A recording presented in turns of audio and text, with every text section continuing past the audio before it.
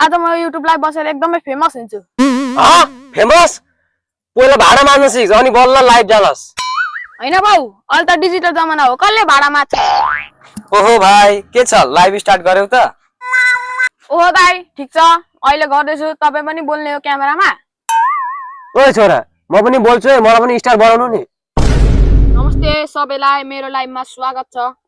आज हामी लाइभमा छौ, फुल इन्जोय।